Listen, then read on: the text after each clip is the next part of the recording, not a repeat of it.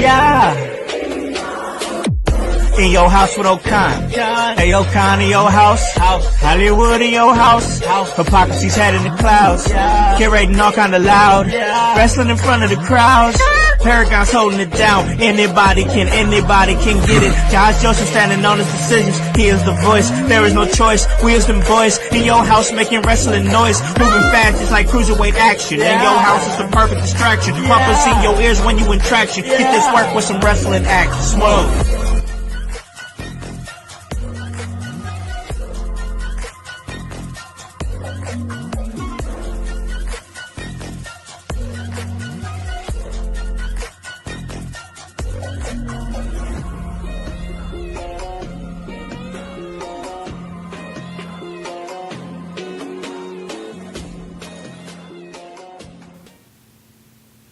What is up, guys? What is cracking? It's the Con-Man, and I am in your house. And you guys already know the vibes. Anytime we slide on through, we here to give you that work when it comes to this professional wrestling business. And guys, it is Sunday, and what a wonderful, beautiful, gorgeous Sunday that it is here in the state of Indiana. Ladies and gentlemen, yes, this is a professional wrestling podcast, and we're most definitely going to talk professional wrestling for sure. So much to talk about, but man, it is beautiful in Indiana right now because your, and our Indiana Pacers are going to the NBA Finals. I will repeat, mine, your, and our Indiana Pacers are going to the NBA Finals. And Grun, they're yours too because you hang out with us Indiana guys, so you ain't got no choice. You have to get on the bandwagon.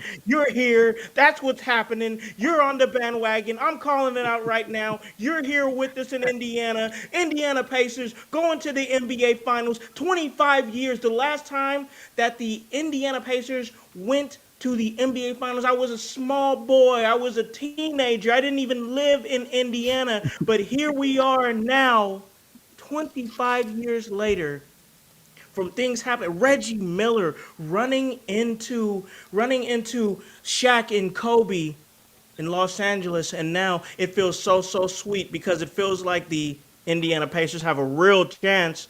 Hype, Legit. man. It's crazy. I'm gonna talk to everybody up in here. I've been a fan for a long time. Like I remember the Rodney Stuckey, Solomon Hill game winners, Chris Copeland. These are very obscure Indiana Pacers names, ladies and gentlemen. But of course, I remember the Roy Hibberts and the David West and the Lance Stevensons and the George Hills and the Paul Georges. And thank you, Paul George, for wanting to leave Indiana and setting off this chain of events that led to that led to two teams that you were with going to the NBA Finals. It's got to be so sour for Podcast P, but that's not his time right now. It's the Indiana Pacers time, and we're going to the NBA Finals. Hype, how you feeling, bro? Bro, I am feeling fresh as a set of daisies. Is that the Charles saying? Is fresh as some daisies? I like Man, it. Bro, oh, I'm so excited. 25 years. And just like you, man, I've been a Pacers fan since I mean truly I've been a Pacers fan since Mark Jackson days, those fucking yeah, Vern Fleming days. Bro, yep. like I can tell you about like the times of like how like when we used to yell at Rick Smits because he couldn't run because he's 7 foot tall and had no knees. And like I could tell you about the days when we had the Davis brothers just banging heads down in I the remember the post, bro. Davises. Like I've been a fan of the Pacers since I've been a fan of basketball, and like Hmm. this is so good. Feels so good for the state of Indiana right now. One, we got two basketball teams to be very proud of right now in our Absolutely. Indiana Pacers, in our Indiana Fever. Yo, what up, Cuzzo? I know he was fucking excited. He was probably popping. Yo. So I I'm I'm the most happy, and I can't wait to see how these finals shake out because Like if we didn't, if we hadn't have won, I can tell you for sure, New York was gonna get swept. But Listen, like, they don't got no bench, bro. They're not I that deep. just They're it's not that just deep. we could go into this deep conversation about fuck New York, but that like, but but if they somehow squeaked it out, they were going to get swept in these finals.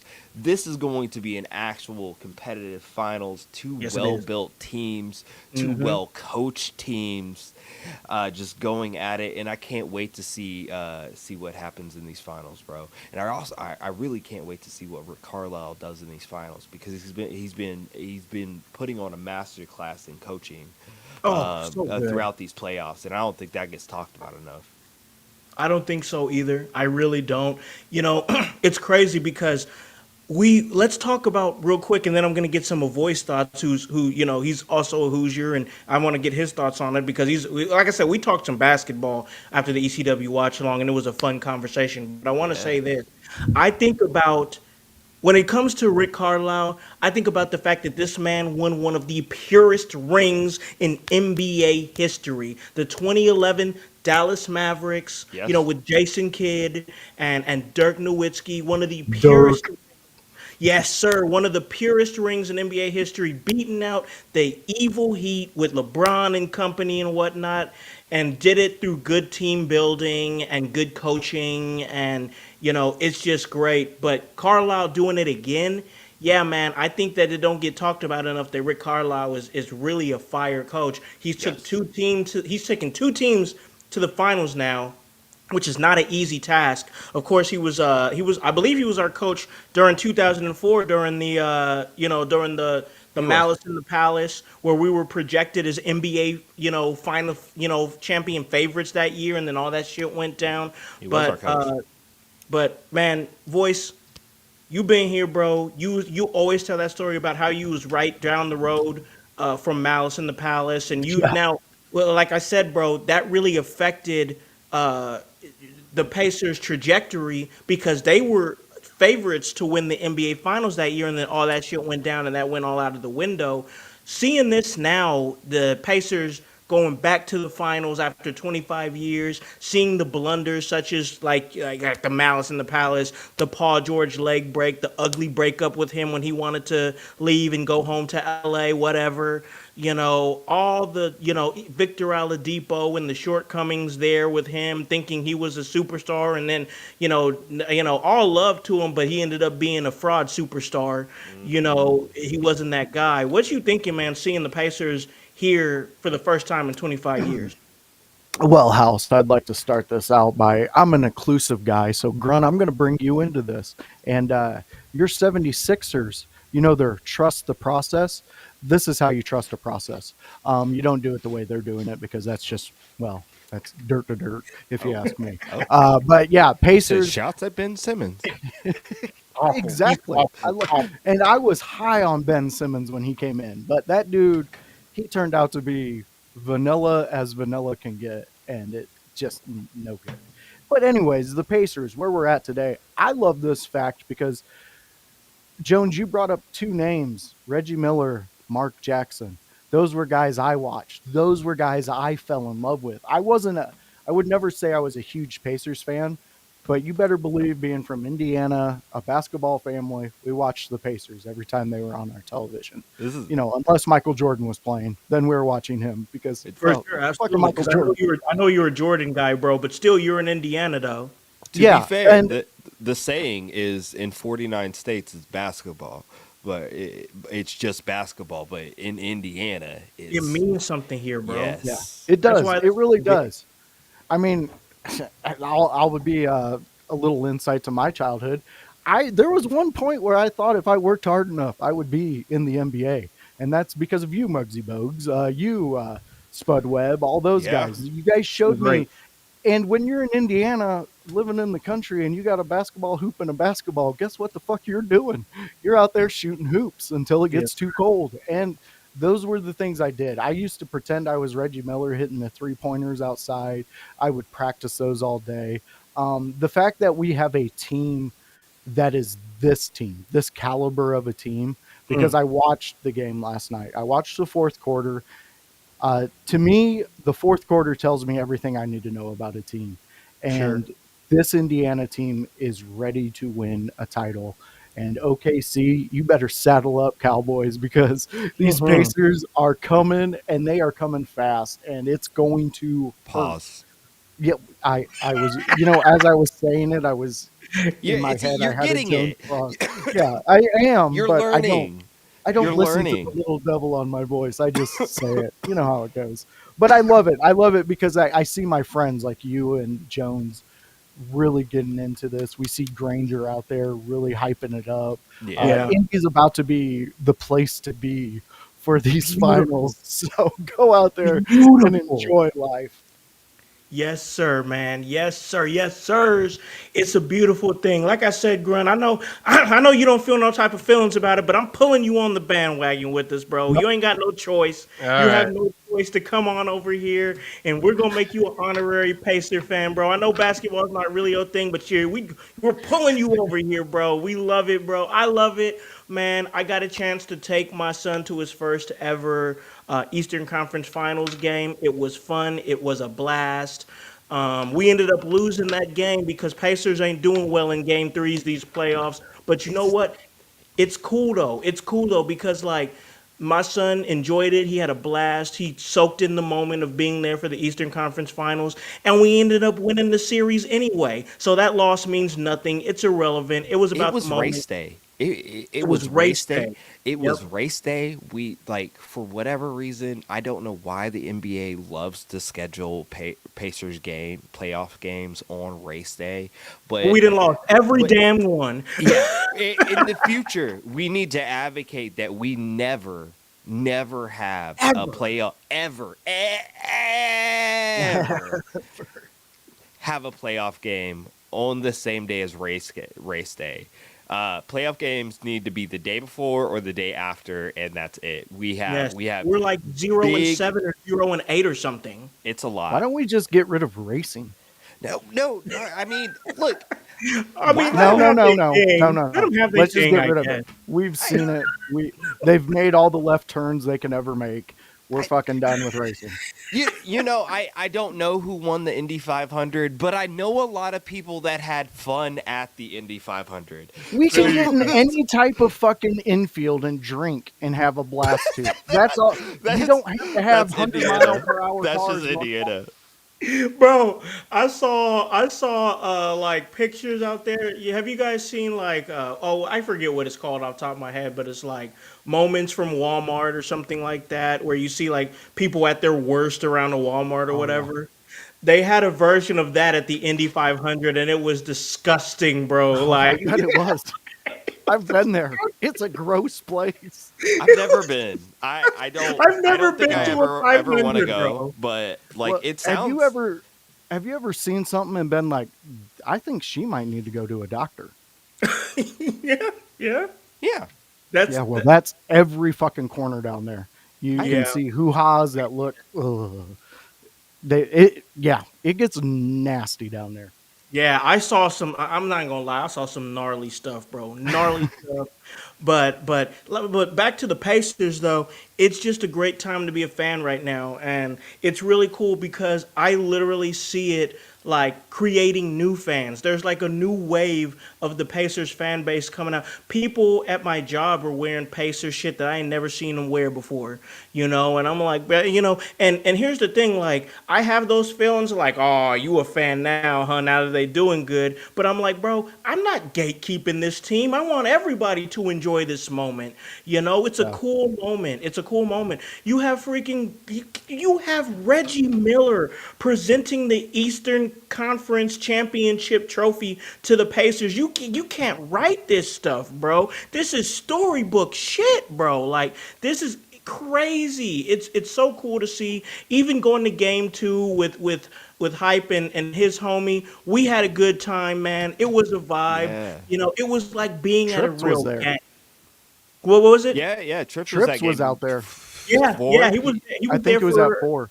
yeah, he was Yeah. at game four. It was like Indiana is really, really just putting Indianapolis specifically, but Indiana, they're putting their flag in the ground like we are a place you need to come to. This is a place where like even like the firefighter in New York who was getting trash thrown at him by New York Knicks fans outside.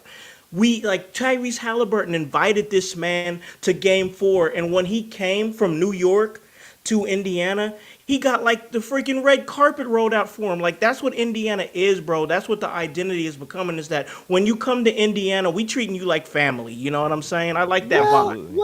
well, let's hold on because there was a story that just came out last week in Carmel where a Pacers fan stabbed 2 Knick fans for them celebrating. I heard about that too. I heard about So that. if I was that Hey, firefighter, I would be like, I don't know if I'm coming to you guys. yeah, it's like I y'all can handle crazy out here trash. in the Midwest. Oh, And here's the thing. Yeah, we're crazy out here in the Yeah. Midwest, but we're very welcoming. We're very, we treat you like family. But yeah, we're crazy as hell out here. Yeah. And I We're love it. That's what I we're love about Indiana. we're somewhere in the middle of whatever fucking concept of Hoosier hospitality that John Cougar Mellencamp has in his head, and in between the dude stabbing 2 Knicks fans. Also, fuck New York, but that's not neither here nor there. But bro, that's straight up, bro. Like I know there's like we could talk about all day about the bad stuff about Indiana, but that's what I love about Indiana is that in the same breath we'll give you the shirt off our back, but if you cross us, we'll stab you, bro. Like we will stab you, bro. I love that shit. That's the energy, bro. That's what I like. I love this shit. Pacers going to the finals. This the coolest shit ever. I'm glad I'm living in a time where my son is seeing it. And it's just a fun time to be a fan, man. Yeah, and as Tony Gonzalez says, there we can't be perfect. We're not Can't all be perfect. perfect. We have a lot of meth heads in Indiana. We do. That's a real thing. That's a real Just thing. stay out of those neighborhoods. You'll be fine. But There you more go. important, I don't know about you guys, but for me, these NBA playoffs as a whole, I've watched basketball every night since the playoffs has come on. Not just when Indiana plays. I've watched through round Everything one, else, yeah. everything, and for me, these past couple years have really been reinvigorating for my love of basketball because we're seeing the deletion of these super teams, and I think we're seeing a lot of these small market teams, smaller teams actually have a process that they can trust other than Philadelphia. Um, uh, sorry. Grun, we love Hey, you to death, my friend. all right. Let me look. Let me make this very clear. If there are any Sixers fans that actually think trust the process, like Philadelphia has no process to trust. They don't know how to spell process. They don't know how many letters are in the word process. Are you kidding me? These guys, the story I heard was that they bet on some kid when he was like 10 years old, waited and made every trade, every possible move for the next 10 years to make sure they got this one kid and turned out to be Jack. Yeah. Yeah, Wow. that's Ben Simmons, right? Wow. I think Yeah. so. That's exactly who he was talking about. Yeah, man. yeah. It's crazy like I mean, to see somebody like Joel Embiid who's actually really good. I mean, this is a guy He's who great. could score 70 points in a freaking game. Like I saw it. Like he scored 70 points in a game, bro. Like he's good as hell. But you can't get nobody. You get Paul George, who's a shell of himself, and now reports coming out. Oh, Paul George would be happy to come back to Indiana. No. I bet you would, bro.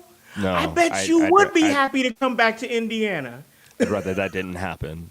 I'm good. I'm all right. Because here's the thing, like he robbed Philadelphia, bro. That guy robbed Philadelphia. Took a bag from them. Didn't I ain't even mad perform at and him. focused on his podcast. I mean, brother, get your money, but let's call it what it is. He robbed him, bro. He really did. He did. also get his money. I don't know. Yeah. We saw him break his leg in a gruesome injury, and I know like probably we saw it here in Indiana where his thought Yeah. process changed, and that's okay. That's okay. He helped us to get to where we are now. Do appreciate that. He Appreciate helped the his Thunder time and get to where they service. are now too. Yeah. Yeah. Yes, he did. Dude, Yes, he I did. And remember that game too because it was like I convinced my in-laws because they're not big basketball fans, and I was like, no, we got to watch this game.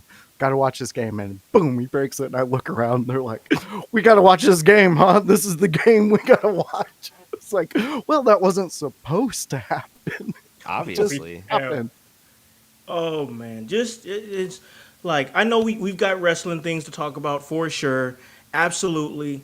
But I just wanted to bring that up because like I'm a proud Indiana Pacer fan, have been for many years. You know, my first NBA regular season game was going to the Pacers, and my uncle took me. I lived in Ohio. He drove us from right across the Ohio and Indiana border. Uh, through Richmond, Indiana. Brought me over to at the time was I believe at that time it was Conseco Fieldhouse. Yeah, it was Conseco at that time, and he took me to go see the Pacers versus the Celtics because at that time he'd known that I liked Paul Pierce and Antoine Walker and that team because that was the team that was the Celtics team at the time was that team that was making pushes to the Eastern Conference Finals, that Antoine Walker and Paul Pierce Celtics. But then I got a chance to go see Jermaine O'Neal in person and Brad Miller in person, you know, and Ron Artest in person. And seeing this team, and I'm like, man, they're gritty, bro. Like, and of course, this was the pinstripes, the navy with the yellow pinstripes, classic jersey, Those were and sick, though. man, I just was like, I love this team. Like, this is the type of basketball I like to see, and it's across the board team basketball. It's the same reason why even though I lived in Los Angeles, I fell in love with the Pistons because I remember that across the board team play with Ben Wallace and Rasheed Wallace, the Wallace brothers, the rookie Tayshaun Prince and Chauncey Billups and Rip Hamilton after Rip Hamilton came over from Washington and got mentored by Michael Jordan there with the Wizards, then went and did his own thing in Detroit. And I'm not a Pistons fan, but I fell in love with that team specifically because what it meant as a unit, as a team, togetherness. And then I saw that again with those Pacers. And then I saw it again when I went to the Eastern Conference Finals in 2012. Roy Hibbert and David West and Paul George, Lance Stevenson, and that squad, George Hill, that squad. And that's the same thing, togetherness. That's what they're doing. That's what they're bringing. And you even saw it with the Victor Oladipo Pacers with Domantas Sabonis, Miles Turner, very early in his career, Miles Turner. You saw all that. But this team right here, Tyrese Halliburton, Miles Turner still being there, Pascal Siakam, my guy right here, the Eastern Conference Finals MVP, Aaron Nesmith, everything, Andrew Nembhard, 6 steals in a game for game 6, insane. Like the effort, the togetherness, the team. You can't write a better story than this. I love everything about this team, and I'm loving following their run right now. Yeah. No, Absolutely. you capsulated it. That's This is it, a man. legit team. This is a team that's going to win.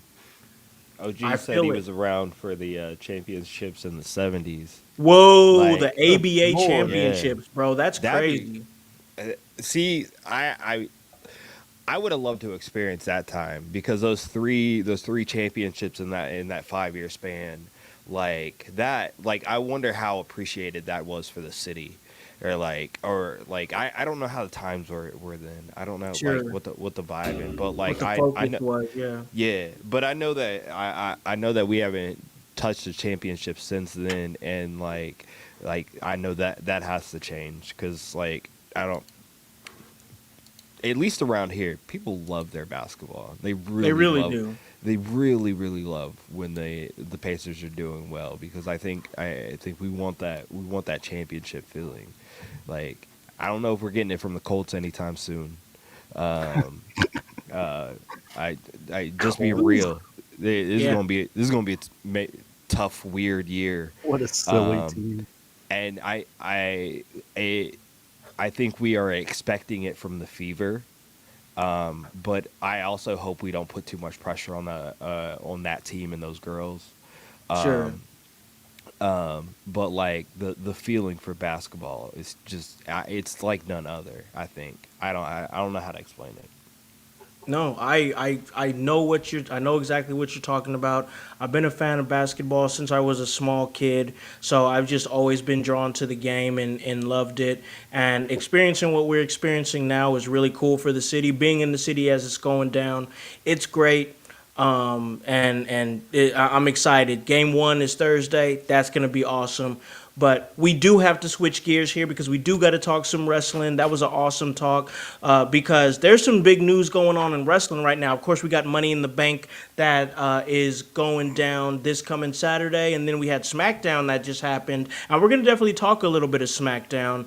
But something came down today, and it got dropped in our group chat.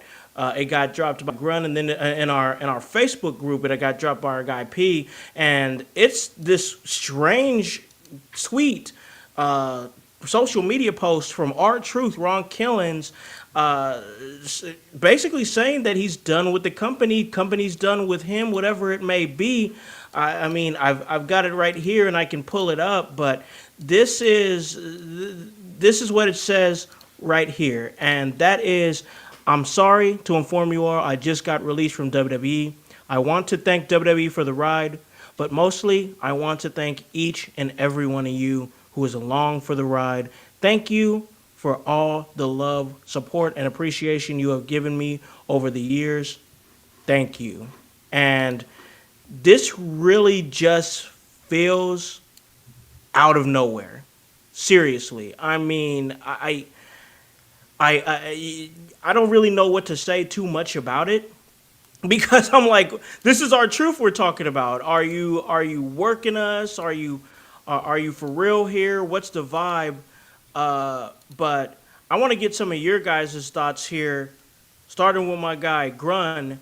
What are you thinking, man? Because you dropped it in there and saw what was going on. What are we? Do you think this is real, man? Is R Truth really leaving the WWE? I I think what could be the real thing that is going on is that our truth could be at a point where it's like he doesn't know what else he can do for the WWE. He doesn't know what else he can do because I mean he just had the, you could say, a great way to end his career, a match against John Cena, Mm-hmm. where they told the story of him being uh John Cena being his childhood hero and all that. So this could be WWE and R-Truth both talked and said, you know what, he's good with just a Legends deal. He doesn't want to be working anymore, or at least working as much as he has been. And he's got like what, 5 kids? One kid just graduated college or high school or whatever. It's like probably wants to spend more time at home. I think that's. I'm starting to think this is legitimate. I think it's just not like, this is out of nowhere. I don't think this was out of nowhere. I think our truth just had a conversation with WWE, and it, you know what? That conversation is none of our business. Yeah. Yeah, who knows? It makes you think because our truth might have got confused and thought today was April's Fool's Day. You know what I'm saying? Yeah. There's no telling with our truth. But man, if this is the end of his WWE run, a great way to go out with going up against John Cena at Saturday Night Main Event and actually got a chance to have that match and it's crazy because I'm sure that John Cena picked our truth to do this match because I'm sure at this point John Cena's picking his opponents. He's staying within the flow of the storylines, but I'm sure he's picking some of his opponents. And we saw it. He's really He's really like flowing with Logan Paul right now, which I like what he's doing. He's attaching himself to a guy that gets heat. He's keeping heat on himself. I love what's going on here. But voice, where are you at, man? What's your thoughts on R-Truth? Everything that's going on with him? Is he gone? Is he not? Where are you at? I don't think he's gone. I think this plays inside the John Cena story of John Cena leaving, Cody becoming the next guy, the next ambassador for the WWE in a sense. And I think that we're going to see R-Truth help out Cody because in reality, let's be honest. Besides the once a year moments where WWE even recognizes that R-Truth is on their programming, he's not really doing that much in the ring. So he's not Hmm. really putting that much on his body. And he's R-Truth. He's the fountain of youth. The dude hasn't aged since he started. like he was the first guy that I found out off camera who actually smoked cigarettes, and then he had to go through a process of quitting smoking cigarettes. And again, I mean, R-Truth is just he's unique in the fact that if you take all this comedy and all these things away, Ron Killings is an amazing fucking wrestler. Yes, he Like is. he has an amazing move set, and he was very. And I know Jones might pause me here, but he was very fluid in the ring with any type of opponent. You didn't really have matches where you looked at with R-Truth in them and you were like, like, I mean, we just seen Monet just drop Hater on her head and compact her neck. I mean, a veteran of that age should not be doing that and making those mistakes, but we move on. Ron, you never hear that stuff about. So I think this is well within the wheelhouse that they've built, the process that they have come with Ron Killings, and R-Truth is now in the moments of the end of his career. Because I mean, he's not going to be able to do this forever unless they have some just have him pop up every once in a while to say something funny, which they've done that for years now. Um, I mean, besides this John Cena match, when was the last R-Truth match that we've really had that had any type of impact storyline wise? I don't know about storyline wise, but I know he won the tag team championships at was it? Was it Mania? It was. It was. Okay. Yes. Okay. Yeah. With the Yes, Miz. I that's probably the last most impactful thing that he did besides that Cena match. I'm And that's been sorry. a You while. guys have little like short-term memory or something like that. Our truth has been integral in the WWE and its landscape very integral, especially over the last 5 years. Look at just recently. Look at how over he helped to make Judgment Day. True. That is It's true. true. No, I And I get buy that, that. but it's It not in no ring. no. It's a It's a TV show, bro. Like, Yeah, I, but that's why I'm saying I don't think he's retired. I don't think he's done. I think our truth saying I got released from the WWE is the most our truth way of saying I'm retiring. You think he's Okay. retiring? You think he's like in ring retiring? I I think maybe. I think Ooh. maybe. I think we see like two voices credit. We don't see a lot of in ring from Truth. I know he True. probably works a lot of house shows. He's probably very popular on house shows. He's very popular on screen, with building chemistry between others and building chemistry between segments and things that they need him to do. He's been the most utility guy that he could be since Hmm. he's been there. So Right.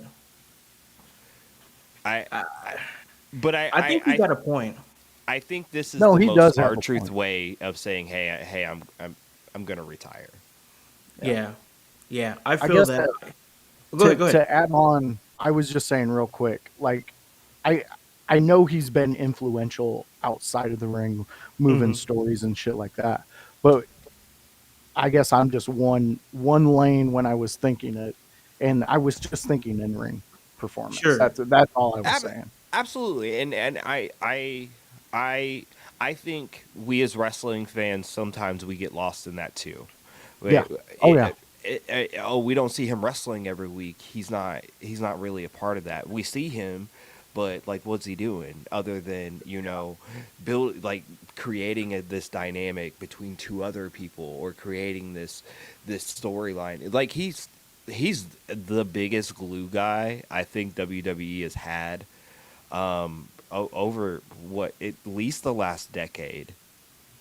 Yeah, I can't I could really agree with that. argue that because yeah, he really ties a whole lot of things together, whether it be, helping get the Judgment Day over in a different way or the 24/7 championship. When he wasn't 24/7 champion, we didn't care. You Yeah. know, he's had a lot of great moments, and he's always stayed relevant. That's one thing about him is that he's always found ways to keep himself relevant, even if he's going into matches where we know he's not going to win. We just know we're going to have fun seeing R-Truth do his thing for about 5 to 7 minutes, and that's all his matches really are nowadays. Is just that we see Yeah. some of his greatest hits, and we get a chance to see him do some of his great moves. Like I always love that like that spinning elbow that he does, like where he hits him with the elbow and then he just like starts spinning like I'm like, bro, and for him to be able to do that at this stage in his career is crazy. Yeah. Like he's just good at what he does. But I agree with that. I do think that there's definitely a reality where you can say that R-Truth is like one of the biggest glue guys there on the roster. I think the shocking part comes because, well, like he looks so good. He performs absolutely great in ring when he is in ring.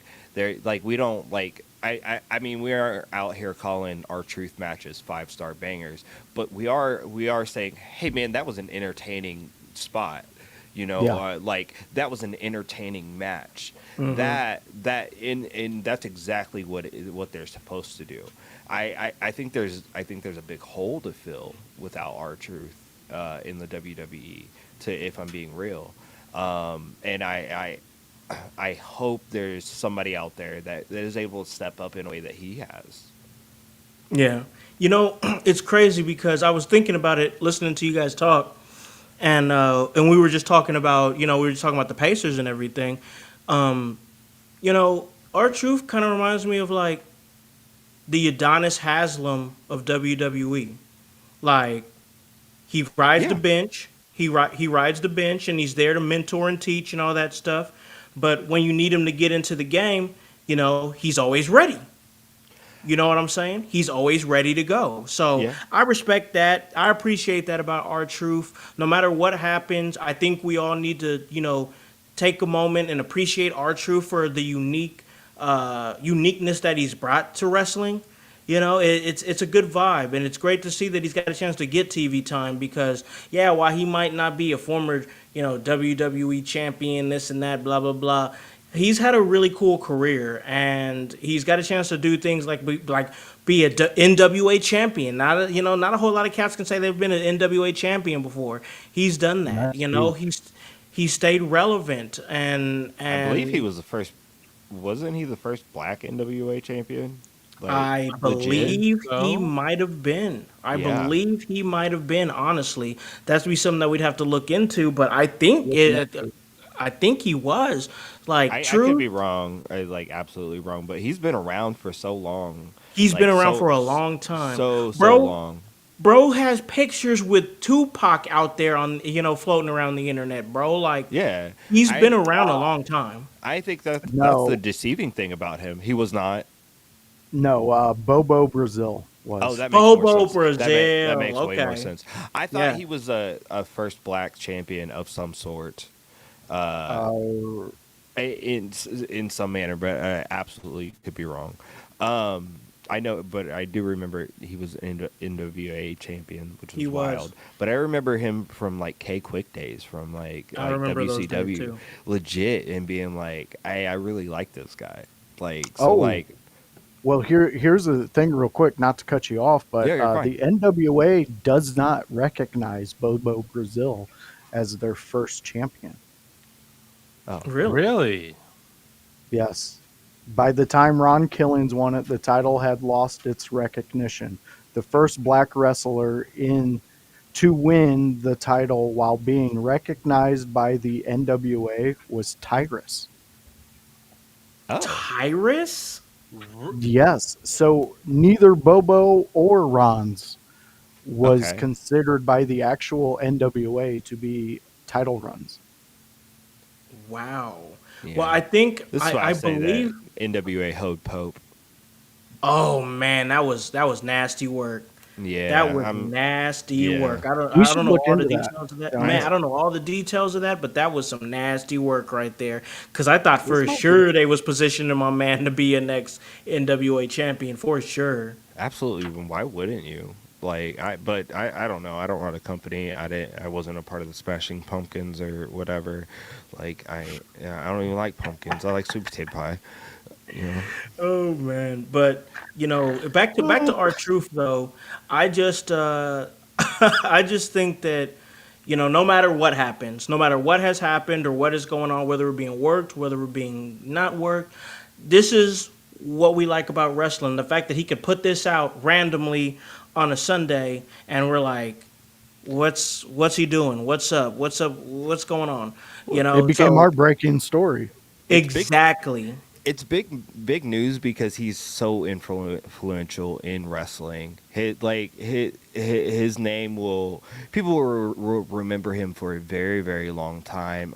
Yeah. Enjoy him, like he's one of the most positive points of wrestling that you can point to Mm. and be like, hey, I'd like to have a career like him. Like if I could have a career like somebody, I'd like to have a career like him or like a Billy Gunn or even Pope. Like Pope has had a very good career. Still looks good. I think those are the guys that you're like they Bro, look good in ring and amplify your talent in ring as well. But they're also doing things outside of the ring that are also impactful and like contributory to other things. Bro, and there's no linear path. Like No. there's no linear path to what somebody considers to be a great career or a legendary career. Like there's just no linear path, and like I think it all goes down to the person who who you're asking. Like, ask a lot of these cats, do you think that they've had a successful career? Some will say yes, some will say no, but like the ones who say yes, you can't really tell them what success is. If they feel successful, that's their prerogative. But if I had the career that our truth has had, I'd feel like that it's been a success. I'd feel like that I've, really put my name and stamped my name into the cornerstone of professional wrestling in my own way. And at the end of the day, that's what we all want to do. We all want to do it our way and be recognized for doing it our way. And no matter what happens, no matter what is going down with this story, maybe not story, whatever it is, I can confidently say that our truth is somebody who absolutely did it his way. Absolutely. He did 100%. Yeah. Yeah, man. Most definitely. And So will I just wanted to, continue. yeah, I just wanted to bring that up, man, and we had a real good discussion about that. It was a good one. Hype. We know you got some work that you got to be doing. Yeah. You out there running, doing your thing. So I'm gonna give you a chance to go ahead and plug anything that you want to plug, whatever. I know you got to slide out of here. After you do that, we're gonna take a commercial break. Then when we come back, myself, Voice, and Grun are gonna talk SmackDown. But hype, it's your time, bro. Hell yeah. Yeah, I'm gonna skate out of here. I'm gonna go visit my friends at the Kokomo Press. Awesome. Be on the lookout for that. It'll probably drop tomorrow. Generally drop on Mondays, 8 a.m. So look out for that. See what we get into, what we talk about. It might be crazy. It might not be. It might be really boring. I don't know. I don't know how things ever go with Kokomo Press stuff, but that'll be fun. Khan and I have to do a smoke sesh very soon, and I think we're gonna get our homie Bryce tapped in with us, and we're gonna talk a lot of basketball as we Yes, a lot of basketball to talk about. yeah, three basketball heads, and lovers that we are. We're gonna get that locked in and loaded here soon, and hopefully you guys come in and join our little smoke sesh and partake with us, whatever your method is, as long as it's not meth, yo. So. But other than that, man, I'm Hypocrisy Jones, and I like stuff. Hey man, we appreciate you coming on talking some Pacers and our truth with us, man. I know you got a busy Sunday.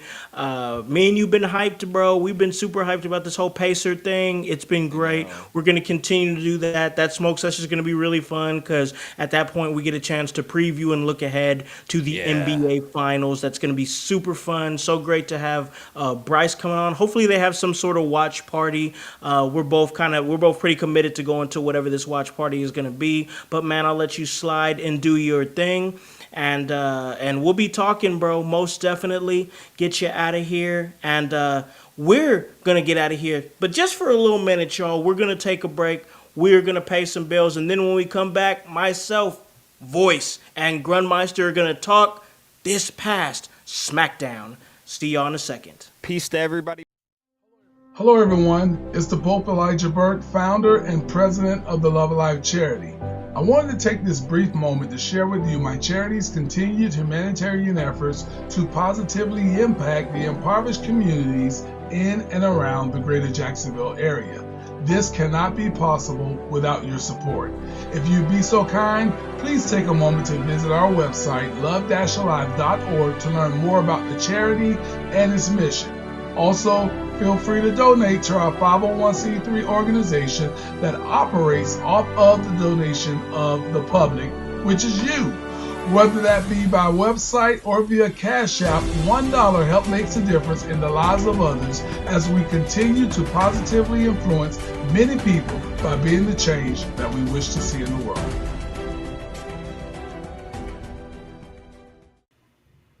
Hey guys, welcome back to In Your House, and it's already been a great episode here with myself, Hype, my guy Voice, and my guy Grun. We talked some Pacers, we talked our truth. What's going on with him? Only time will tell. We're going to continue to let that roll on, but we're going to do the same thing and roll on because we got to talk SmackDown, and this was a pretty interesting SmackDown that went down in Knoxville, Tennessee, and we got a chance to see a homecoming for Bianca Belair, who's out on injury right now, but she made an appearance, and oh, what an appearance it was. We had JC Mateo, who defeated R-Truth, who we just talked about. Was JC Mateo the final opponent of R-Truth in WWE? That's something we'll have to speculate on. The Wyatt Six continues to terrorize the SmackDown Tag Team division. Is that hot or is that not? We're going to discuss it. We saw Rey Fenix and Javon Evans. They tag teamed up and went up against Los Garza as they're promoting Worlds Collide in the tag team match. Zelina Vega defeats Alba Fire. We could talk a little bit about that. Damian Priest is looking to be possibly the next opponent for Jacob Fatu, and Andrade defeats Carmelo Hayes and Jacob Fatu to qualify for Money in the Bank. We saw John Cena and Logan Paul face up against Cody and Jey Uso. Once again, like I said, a really interesting episode, but I just kind of chronicled a little bit of everything that happened. We're going to break down what we can break down, the most important things, but I can't talk about SmackDown unless I'm talking to the man who covers SmackDown every single week. That's the blue-eyed villain himself, the Grunmeister. What are some standout moments from this past Friday SmackDown in your eyes? In my eyes, one of the biggest moments was is well the main event segment that is Mhm. with Cody Rhodes, Jey Uso, Logan Paul, and John Cena in the middle of that ring. Logan Paul hyping up John Cena. John Cena did a little bit of hyping up Logan Paul. All and the, Logan and John don't seem to be quite on the same page, but it seemed, but really, like, it makes sense as to why they wouldn't be because Logan, he attacks anybody that insults him. John Cena understands that where he doesn't attack people just for insulting him. John, uh, but I mean, Cody enticed him by saying Logan Paul was going to go backstage and polish John Cena's peacemaker. Jones would say pause. Yep. He would. He would if you were here. Yes, he would. Yeah. Yeah. I mean, this tag team match, we expected this tag team match to happen or something like this. I'm not surprised that Logan Paul's in this match, and like I can definitely see Logan Paul in the next 24 months holding one of these two titles, either the undisputed title or the world heavyweight title. It's crazy because I could see that too. And the reason why I'm saying that is because how often have we seen Logan Paul on TV? Not very often, but we're seeing him a little bit more this year around, which uh That's that's exactly my point. You said before we didn't see him, but lately we've been seeing him a lot. and He's that's what he making said. appearances. He's making regular appearances. And if he can maintain that, being the quality of in ring talent that he is, and being the polarizing, heat drawing guy that he is, why can't this guy be a world heavyweight champion? Why? Why not? I, That's my question. there is no reason why you can't and why you wouldn't. Because like the biggest thing is that like baby faces need somebody to conquer. They need a heel. Logan Paul, if you were not interested in putting the world title on him, then you would then okay then Braun Breaker you would probably move him to SmackDown because like who would they love to see completely annihilate and almost kill Logan Paul? Braun Breaker. Braun Breaker is going to be a world champion in I'm going to say within the same time frame that Logan Paul becomes a champion. I'm with you. Hmm. I hear you. I'm behind you. I love Braun Breaker. I think he's definitely going to be a future champion a lot sooner than what we think. Oh yeah. So this SmackDown, once again, this was a really good SmackDown in my eyes, just because a lot of things kept moving. But one thing that I want to talk about is let's start with the opening segment here because there were some things I put in the group chat and I was like, "Yo, what in the hell?" So I want to rewind and get back to the beginning and talk about Bianca Belair's homecoming.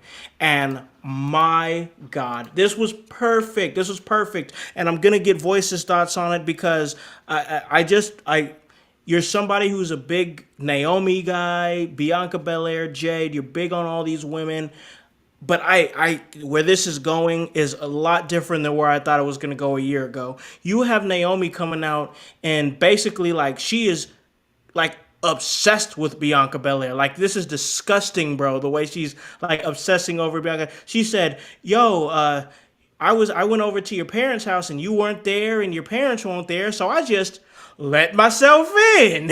And I'm like, "Yo, this chick is crazy, bro. Like she's crazy as hell, bro." And I'm like, "But I love it. This is great. This is amazing." And Naomi is just in her bag. This is nasty. I love it. Voice, where are you at, bro? I need to know where you're at. I'm at this is playing out exactly how I still think it's going to go. And Bianca and Naomi are going to team back up. It's Yep. going to be a point to where when we see Bianca come back, Naomi's going to do some more things because I don't know if you've seen this, but Montez Ford had a birthday this weekend. Naomi got she dropped a little message to Montez, and things like that playing in that world that brings a sense of reality to it. Yeah. And I think they can play into the world of madness into which Naomi breaks Bianca down to where Bianca realizes that she needs a loyal person like Naomi on her side if she wants to Mm. stay in this field, because yeah, Jade might be her friend, but Jade's always looking for gold. Naomi's looking for your best interest, Bianca, not Oh, not just gold. If gold talk to him. happens to land on her, that's even great. But Talk to him, boys.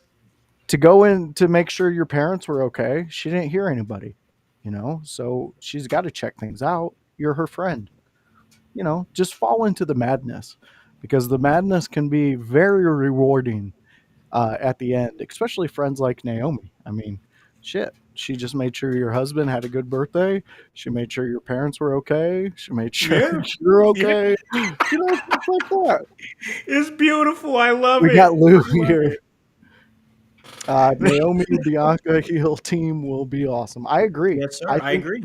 this is a this. I love how they're playing in this because if you guys haven't noticed, I know you guys have noticed, but I'm speaking to the household. But if the Sure. household hasn't noticed, WWE as of recently is willing to dive a little deeper into actual like shit that goes on. I mean, there's so many stories of stalker issues and things like even WWE talent has had to deal with some of that. And to Yeah. take one of your top stars of today and turn her into that, that's some pretty cool TV getting put out. I mean, it's not Yes, it like is. we're not watching a certain programming and being like, well, that pissed off cowboy who's really he's just got a not cowboy haircut, but he's out there, he's winning things, and you're not even highlighting. You're putting one of the biggest draws you have into this insanity arena match when. Why the fuck is Swerve not in one-on-one competition? Like, come on, this is I'm getting off track, but yeah, But I yeah, hear you I'm though. I hear what you're yeah, saying now. yeah. But Yeah, Lou hears it too. real life scenarios being played out. We love it, bro. And listen, everything that they are doing, all the work that's being put into whatever is going on with this Naomi run. I guess my next question for both of you guys, and either one of you guys can answer first, it doesn't matter to me. Can where we're going right now with Naomi, could this lead her to becoming Miss Money in the Bank? Because she did win her qualifying match. Maybe. I I don't know. Like, this is we're at a point right now where nothing is clear in WWE. Where the WrestleMania 42 plans are they're so far from being anywhere close to even having an idea of what WrestleMania 42 is going to look like. We had an idea of what WrestleMania 41 looked like. We had a pretty good idea. And yeah, we got some things wrong, but I got no clue what's gonna happen at WrestleMania 42. I got no idea what's gonna happen. Naomi absolutely could be the one to win the women's Money in the Bank ladder match, and there could be and this could all potentially be leading to a heel team between Naomi and Bianca, where Jade has to go find a tag team partner. But it is a good time in WWE because right now you don't know where they're going with a lot of the stories they're telling. Very true. Yeah. Uh, and to add on, yeah, I think she could definitely win this because this is a match where you need a level of uh, a level of craziness. You need a Yeah. level of like, hey, what is she doing next? We got to a point to where I think we're looking at Naomi in a different light because she's Okay, for instance, Grun, let me hit you with this. Naomi and the razor blades in her hair. When have you ever fucking seen that? I don't think I've ever seen that. I've never seen that either. Which in this world, this industry that we love and we comment on, that's something new. That's something bringing me to what she's putting out there. That's her 5 minutes. I know I say it all the time. Uh, Bianca, what did she do? What her new newest thing that she did was she showed up. She didn't wrestle. She showed up and she played the part of the terrified victim. Okay, so now we go into Stockholm syndrome, in which Naomi can easily get Bianca into that corner, and it's going to play into this weird tag team that we see and love. Now, put that inside a match that involves ladders. Put that inside a match that involves 5 other women trying to do exactly what you're doing.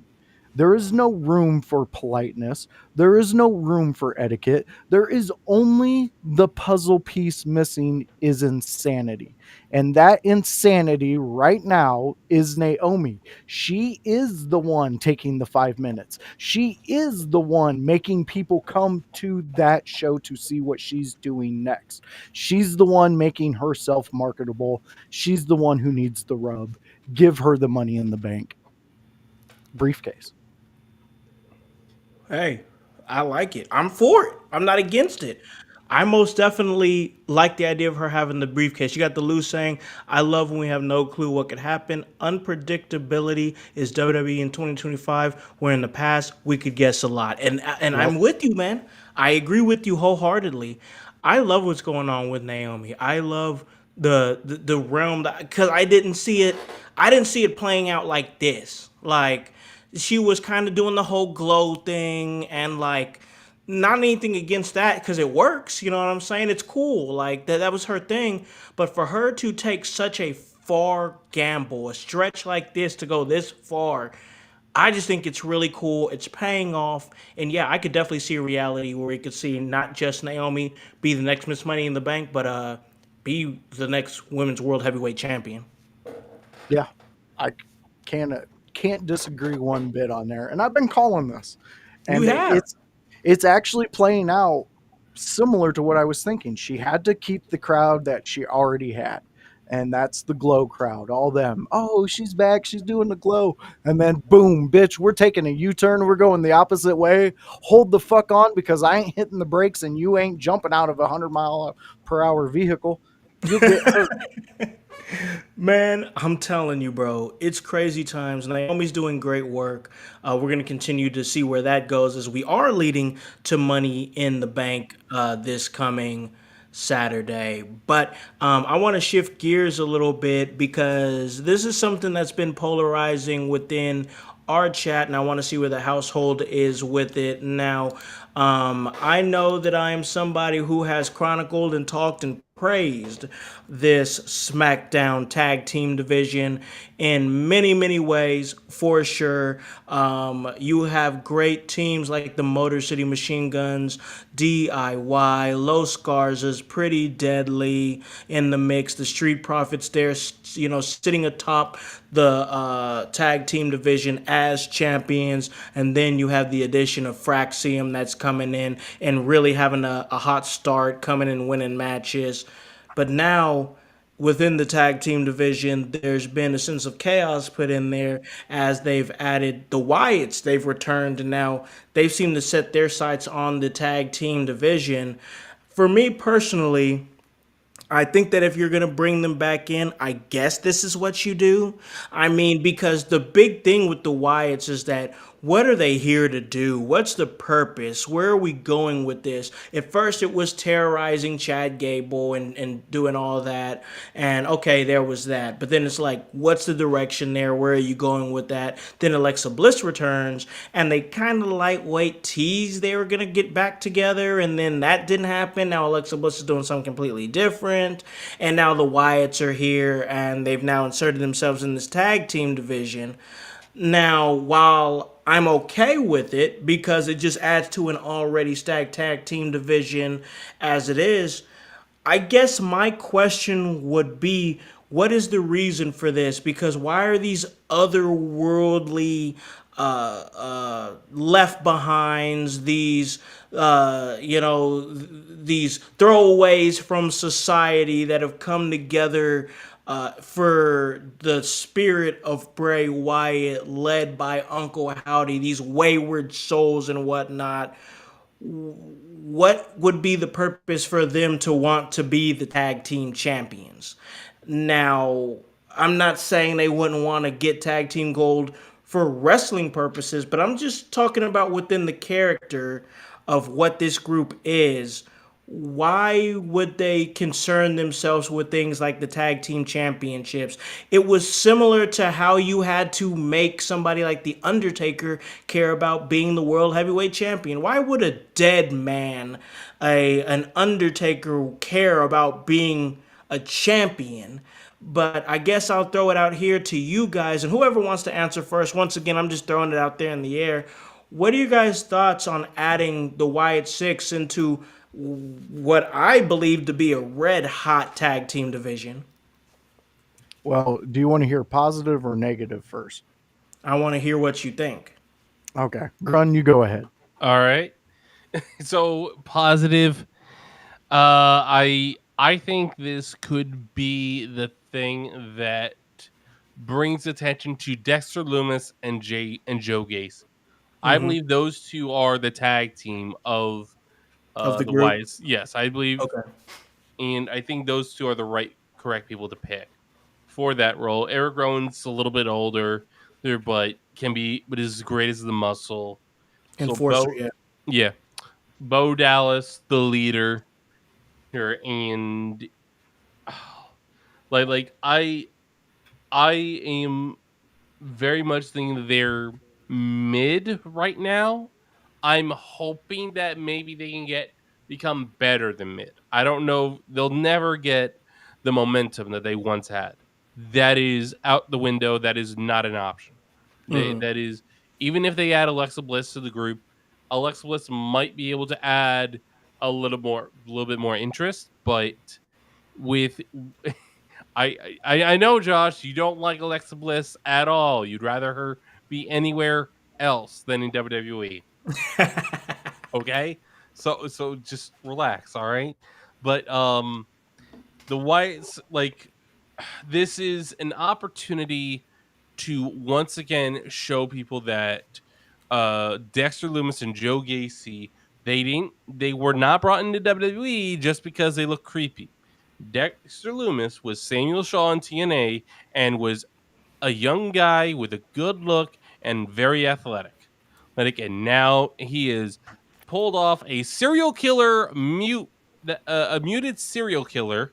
He has had a romantic relationship with Indy Hartwell. Now has been a babyface all while doing that, and he was a babyface while stalking the Miz. You can't get a normal person can't get over in that way. Dexter Loomis is incredibly talented as a professional wrestler and as a just an entertainer. Joe Gacy is I don't know if he's as good as an entertainer as Dexter Loomis, but Joe Gacy he has all the skills. He has everything you need to make something with him. And yeah, it's probably gonna be something along the lines of Bray Wyatt, maybe something in between Bray and Karrion Cross. And you know what? That could be really cool. Yeah. I think Gacy has good potential. I really do. I remember his NXT stuff. He was a lot of people were saying that he was giving Bray Wyatt, maybe to a fault where it was just like, hey, it's a little bit too close to what Bray is, but still he plays in that realm, and I think that where he's not trying to mimic Bray Wyatt, I think that he takes some inspiration for sure, and brings it in there. Still, in my brain is a visual of Dijak dragging Joe Gacy with his head out in a straitjacket, dragging him on the ground as Joe Gacy is laughing like a maniacal madman after getting his ass beat in a straitjacket by Dijak on NXT. He's got some good stuff in him to play a good character, but I guess I want to throw it to Voiceman. Where are you at, Wyatt Six, here in the tag division? Well, to start off, anytime I hear that name, all I can hear is because that's all they are with me nowadays. They are just sad trumpets. That's all we're getting. Let's be honest. The WWE has no fucking clue how to write for the paranormal. They just don't. And don't pigeonhole them into this paranormal type thing where they pop out. Ooh, we're going to pop out when all the other tag teams are here. We did it 2 weeks in a row because last week we did it on Bray's birthday. Remember to put that in there. Don't forget it. Let the man's name end. Let people who loved him breathe, where we're not constantly having to think about Bray Wyatt every time the goddamn Wyatts come on TV. I get it. Here's the thing. Bo Dallas is not a paranormal dude. Gacy's not a paranormal dude. Loomis is not a paranormal dude. None of them are. What they are punk rock. They are the idea of a flock. They are the idea of the anti-establishment. So you make them that. Make them a Southern. If you have to keep into the Bayou bullshit, make them a Bayou punk rock thing. Never seen it. Would love to see it. Let's see it. Why do this? Ooh, look at my mask. I'm Uncle Howdy. Howdy do. Look at it. My brother was Bray. Don't forget that. Don't forget that. Because Bo Dallas, as the Bo, I'm a Bo lever, I was into that. I enjoyed that. I didn't care. And I know someone brought it up about the New Day, it being too close and similar to that. And that's very astute. And that's a very smart thing to pick up because I'd never seen that. But it makes sense because it was there. There was two pieces that were doing the same thing. It's not going to fit into the one puzzle. Well, then keep him on NXT doing that until you develop him into something else. Like, give me Bo Dallas as a charismatic cult leader. I'm there. But the spookity boogity man that lives under my bed that comes out and tells me, ooh, it's Bray's birthday, candle blow. I'm not buying that. And I love Bo Dallas. I want to see Bo Dallas. I want to be like, hello, Bo Dallas. Listen to the crowd because they love you. Because we love you, dude. You are a separate entity than your brother, and you were a fantastic entity. Let's get back to that. I am tired of the Wyatts. They fumbled it. How many times can you fumble on the goal line when you're trying to win the game before the coach takes you out of the fucking game and says we need to regroup? I know that we've had a break because Bo was injured, but nobody was clamoring for the Wyatts. We were asking, what are you doing with them? Is this a fumble? But nobody was like, we demand the Wyatts or we riot. Man, no one was doing that. Hey, good point. I can't argue that point, man. Because I know I was just I remember we did this on this very show just a few weeks ago. We were like, man, the Wyatts feel dead in the water. You have the Lou in the chat saying that they said they didn't want them to be a tribute group, but that's what they have become. Yeah, That's 100%. That's it. That's it right there. Like, I want to be able to have the Wyatts be in the tag team division and not be like, oh well, they're gonna be here and then it's just something Bray related and then they're gone again. And the thing is, like, I'm with you, man. I love Bray Wyatt, huge fan. He was must see TV when he was with us. But I don't want to think about him every time I want to see them. Like, I see them. This group has potential to be like what you said. They could be like this generation's version of the Flock, where you have Dallas, Bo Dallas leading them and kind of manipulating them in a way. Like, Just play in that. That's exactly what Raven was doing. He was manipulating his group to his benefit. You know what I'm saying? He was leading them, and that's why he was able to do all the things that he was able to do, because he had himself surrounded by people that would take bullets for him.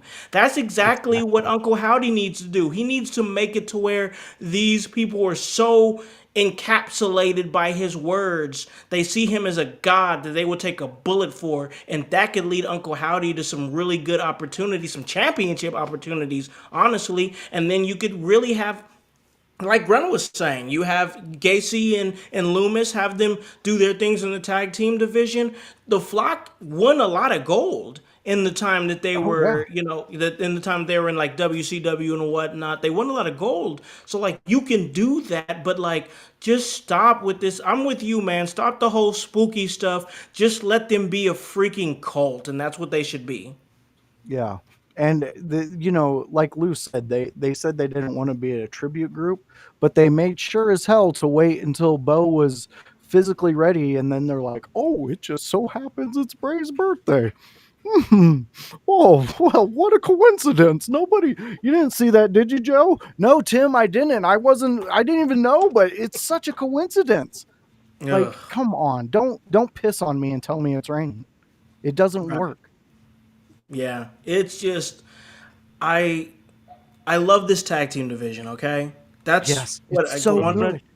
I love this tag team division. It's one of the deepest tag team divisions that I've seen WWE have in a very long time. And I'm seeing it. You guys are seeing it. I mean, you have to be living under a rock to not see exactly what WWE is putting on in their tag team division, and you have to see it if you're any kind of a tag team wrestling fan. I mean, if you're not appreciating this right now, I'm sorry. Are you a tag team wrestling fan? Because I love it. I appreciate it. I love what we're seeing. I'm just concerned because it's like with the direction of the Wyatts, with the direction of the Wyatt Six, which they had no direction. After the Gable thing was like, oh, we're just gonna put things on the screen and make you guys think we're coming, but we're never coming, Yeah. and nothing's happening, and we have no purpose. Now all of a sudden their purpose is to win the tag team championships. For what reason? I do not know, but just please protect my tag team division because I want to. Yes. I love what they're doing, and I don't want this to interrupt that in any kind of way. If it leads to more destructive matches that we could see in the future, like maybe a multi tag team match for the tag titles at SummerSlam, where there's a big collision course there, that would be great because I think the Wyatts would be great playing in that type of in that realm. Obviously, I don't think they're gonna do a TLC match again so soon to what they just did the week after WrestleMania. But if they did, I could definitely see Dexter Loomis and Joe Gacy excelling in a match like that. Just being able to sustain a large amount of damage, being able to dish out a large amount of damage. I will say I like those two in that type of realm, in like a TLC type of realm where destruction and chaos reigns supreme. But take care and protect my tag team division with your life. My God, please do. But we talked about that for a while. We got to move on. We got to keep going here because one thing I want to talk about is something that I know you voice are not huge on the Wyatt Six and the current state of them right now. So I want to transition to something that I'm kind of down on and that I'm very critical of. And man, that's Selena Vega, bro. It's not working for me, bro. She's not over, bro. Mm. I know they gave her that Women's United States Championship. They keep trying. I've complained about this before. I even gave them a easy gimmick that they could give her to connect her if she were just like the Twitch streamer, gamer chick type of gimmick. While you could send her to gaming conventions on behalf of WWE with that US title would look good, almost linear to what they're doing with like Xavier Woods with up, up, down, down. You could do all that, but instead, she's still vanilla. She's still boring. She's still not over, and she's still U.S. champion. So where are you guys at with Selena Vega? Because I'm down. This was never going to work. This was and here is why. It is not because I know people. There are people out there that will die on the hill. Zelina Vega never got a chance, never got a chance, never got a chance. You know what? There might be a reason because you got to think they introduced her as a manager for Andrade because Yeah, she understood Spanish and Andrade had a hard time learning English. right. And yeah, like okay, that's fine. You gave her a purpose. You gave her a role. The issue now is that Zelina, she is a likable person, but you have not translated that into making her likable as a professional wrestler. You have not you like people get that that she just she's a chick. She's a woman. That's basically her gimmick and she just happens to be Puerto Rican. Like there is no depth to her character. There is no her moves. She doesn't have a move that is her own. She recently at Saturday night's main event very sloppily hit a 619, which she has no reason to not hit correctly. It is very hard for larger human beings to hit it. She is what 100 pounds soaking wet, maybe. Very light. Like she is tiny. She should have been, and we know she's hit it before. Or granted, no one could hit it as good as Rey Mysterio, But I, I, I'm just frustrated because I don't want her to be a waste of space, but that's what she is. it's it's not working, bro. Like when she comes out and I'm waiting for it and I'm looking at the and it's like no pop every time. Nobody cares. Like why did we put the title on you when the title Chelsea was getting the title over? And here's the thing. Here's the thing. At this stage in this title's infancy, it needs to get over. So then you Yeah. just give what some kind of like pity title run to Selena Vega for what? Because she, did her thing, maybe did some work in the LWO, which we all know is a place where people goes to get their career on hold. It's not you not coming out of the LWO better. Like that's just not the vibe that you get. Like here's the thing: I love Rey Mysterio, and I think that he's great, but I just don't think like on screen he makes anybody better. I No. just don't. Like maybe backstage he does, I'm sure. A lot of great advice, a lot of great insights, all that stuff. I'm not doubting that. But like his like the trajectory that you get at this point from being on screen, on camera with Rey Mysterio, there isn't any. It's not there. So like the LWO is nothing. It's not a thing. Like it's not. It's just not. So let's stop pretending that it is. Just let them do whatever they're doing and get away from that label altogether. But the title needs to get over, and Zelina Vega's not doing that. She's. It's Nope. not. If I were them, I would be doing whatever I can. And this is, I don't come on here, I'm not trying to talk bad. I'm not doing any of that. I'm just being real. But if I were them, I'd be trying to take that title off of her as quickly as possible. I'd be trying to find some heel to take it off of her. Maybe they have Chelsea take it back after. I think she's got like a broken nose or something right now. And just have her take it back, man, because like you did try to do something with Zelina Vega. It's not working. It didn't work. Put her back in the lower card and put her back in catering because it's not working, bro. It's not working. Yeah, I agree 100%. And you did give them the perfect character to go with because here's a little secret, guys. And House, I know you know this, and Grun, you do too. But in this day and age, when you try to stick to one niche group in this field of nicheness, you're not going to get over with the rest of the people. And they did no benefits to Zelina by highlighting every moment they could her Puerto Rican heritage.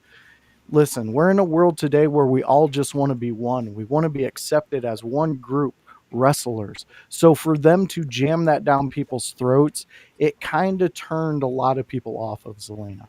Now, House, the idea what you had with her and encapsulating her realness, what she does in her spare time, that would have hit so Yeah. hard with her.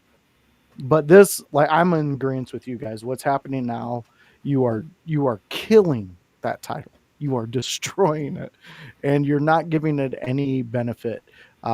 Hopefully, Chelsea Green or someone in her group takes that off, because I think that would be a funny angle with Chelsea Green if one of her security won the title, Yeah, that'd be and good too. you Yeah, know, with her still being injured, I think she would be able to play in that world and make it very entertaining. But they have to revamp Zelina if they want her going forward. I definitely. agree. I agree. I don't know. Like I said, I just wanted to talk about that because Zelina's not working for me. Do I want Zelina to work? Yes, I do. Why would I not? Why would I not, man? Yeah, Like, why would I not want her to work? But it's not, and I'm not with it. And it seems like other people aren't as well. But I gotta say, I'm a little surprised with the triple threat Money in the Bank qualifying match that happened on the men's side. Andrade wins, defeating Carmelo Hayes and Jacob Fatu. I thought this was Carmelo Hayes' time. I really did. I really thought this would be a good opportunity. I think right now would be a good time for him to be a Mr. Money in the Bank, but he's not going to be involved in the match. Once again, a little surprised. That's not to say that he can't find himself in some other opportunities. I still hold firm. I'm not backing down that I think in the near future you're going to see Carmelo Hayes as a United States champion. But Andrade moves on and he has an opportunity to fight for that contract. Where are we at with Andrade? I want to know. With the way he's been featured, the way he's been booked, now he's in this match. Do we think he has a legitimate chance to be Mr. Money in the Bank, or do we think he's just in there to kind of be, a spot guy, as it were? Where are we at? that's a very good question, especially pointed towards Andrade. I am still in the camp. I think something big's happening for him. Okay. This to me proves it, because of how you said, with all the people that were in his match, for him to get the win. You could have easily plugged anyone in there if you wanted a spot person. Um, but it did hit my mind when I seen Penta's in there, because Andrade's worked with him more than all the other guys. Sure. So it would make sense if you were going to have Penta do some pretty big spots in there to have a guy who knows his tendencies and all that. But I kind of really see that maybe there's a push to be made for Andrade, for his sticking it out and not complaining and not and learning from when he left. Um, so I don't know. I think he might get rewarded. Um, and this would kind of be something cool to see him win. I I wouldn't mind seeing Andrade raise that briefcase. Grun, are you, Me neither. Where are you at, Grun? Yeah, I don't know. I don't because like I was thinking that they were gonna do something with Legado del Fantasma versus Andrade and the Lucha Bros, but I don't know what like.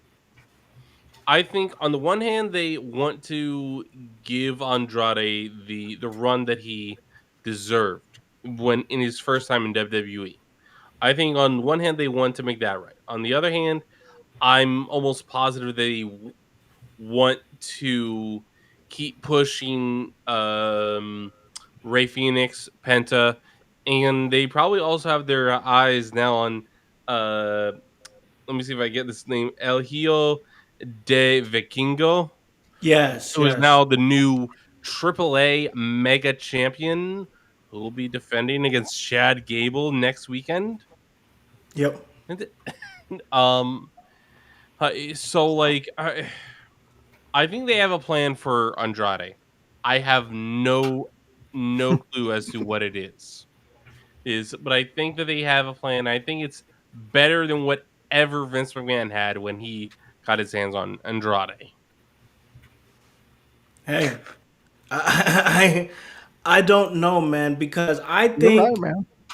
I think Andrade is due for something. I think that he has done his time, like as far as like, hey, we really don't have anything for you right now, but we're gonna give you, we'll give you a series with Carmelo Hayes. We're gonna take you off TV for a little bit. You're gonna be floating around just a little bit, but there's gonna come a time where we're gonna be ready. We're gonna be good for you to come and we have some big spots for you. I could definitely see a reality where Andrade has just been biding his time. Triple H, he's a Triple H guy, a former NXT champion before his release from the company. And also, the Lou is in Grun's closet, so watch out, Grun. Lou could be right behind you. Get the Yeah. Yeah. fuck out of there! Yeah, you gotta be careful. You gotta be careful. Lou is slippery, but back to Andrade real quick. I could definitely see reality where like, hey, give me some time. I'll get you into some great situations. And there's a reality where Andrade could shock everybody and become Mr. Money in the Bank, which would be a good shock considering his booking that he was presented with prior to getting in the Money in the Bank qualifying match. Yeah. And wouldn't it be interesting if Penta helped him Oh get that wow, title? And then now you're bridging the Lucha Bros into Andrade. yeah, Hmm. I wonder what that'd be a that great would be trio. like. Hmm. Wonder if there was a group of guys who've been calling for that for months upon months. Huh. I don't know, fans. You'd have to go back in our catalog and see if we did.